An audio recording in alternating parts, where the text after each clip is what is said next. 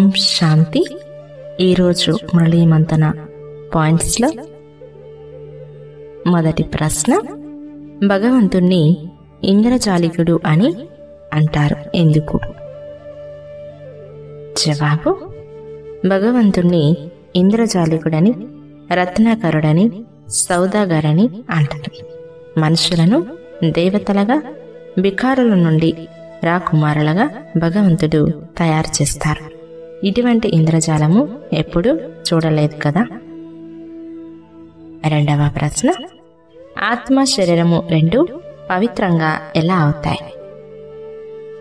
జవాబు: ఆత్మ మరియు శరీరము రెండు సతో ప్రధానంగా ఉండేవి. ఇప్పుడు నల్లగా ఇనుపు యుగం వారీగా అయిపోయారు. ఆత్మ పవిత్రమైనప్పుడు శరీరం కూడా పవిత్రమైనది లభిస్తుందని బాబా చెప్తున్నారు. మూడవ ప్రశ్న, తండ్రి డ్రామా ప్లాన్ అనుసారంగా ఎప్పుడు వస్తారు? జవాబు: బాబా అంటున్నారు, మేము ఆత్మలము పతితమైపోయాము, ఇప్పుడు మీరు వచ్చి పావనంగా చేయండి అని పిల్లలు తండ్రిని స్మృతి చేస్తారు. డ్రామాలో ఈ పాత్ర ఉన్నంతనే పిలుస్తారు. ప్రపంచాన్ని నూతనంగా మార్చేందుకు సంగమ యుగంలోనే డ్రామా ప్లాన్ అనుసారం తండ్రి వస్తారు.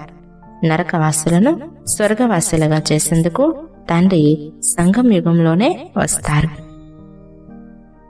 నాలుగవ ప్రశ్న, మనుషులు పరమాత్మ గురించి పరస్పర విరుద్ధమైన ఏ రెండు మాటలు మాట్లాడతారు? జవాబు: ఒకవైపు పరమాత్మ అఖండ జ్యోతి అంటారు, మరోవైపు వారు నామరూపాలకి అతీతమైన వారు అని అంటారు. ఇవి పరస్పర భిన్నమైన అభిప్రాయాలు. నిజమైన రూపం తెలియనందున పతితులుగా అవుతూ వచ్చారు. తండ్రి ఎప్పుడైతే వస్తారో అప్పుడు తమ సత్యమైన పరిచయాన్ని ఇస్తారు. ఐదవ ప్రశ్న, తండ్రిని బబుల్నాథ్ అని ఎందుకంటారు? జవాబు: ఇప్పుడిది ముళ్ళ అడవి, ముళ్ళ ప్రపంచం. ఈ ముళ్ళ అడవిని తండ్రి వచ్చి పుష్పాల వనంగా తయారు చేస్తారు. కావున ముళ్ళను పుష్పాలుగా తయారు చేసే తండ్రి అని మహిమ చేస్తారు. ఇప్పుడు పిల్లలకు తండ్రిపై ఎంత ప్రీతి ఉండాలి. తండ్రి మనల్ని మురికి నుండి రక్షించి 21 జన్మలకు పావనంగా చేస్తారు. ఆరవ ప్రశ్న, భగవంతుడు ఎవరికి లభిస్తారు?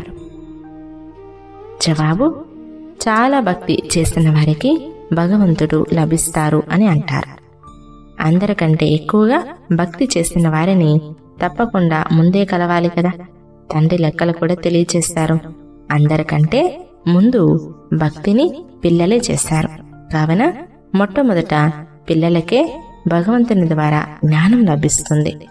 అనంతమైన తండ్రి పిల్లలైన మీకు మాత్రమే జ్ఞానాన్ని ఇస్తారు.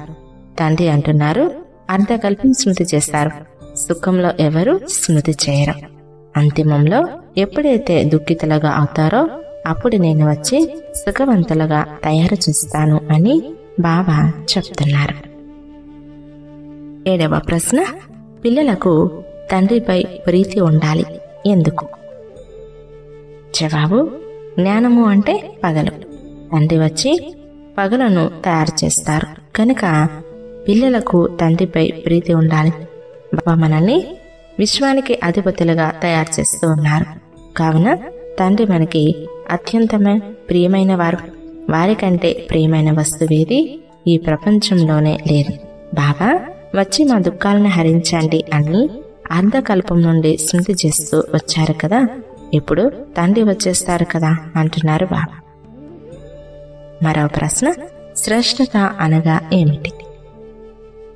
జవాబు: ముఖము మరియు నడవడిక ద్వారా సత్యత మరియు సభ్యతను అనుభవం చేయడమే శ్రేష్టత.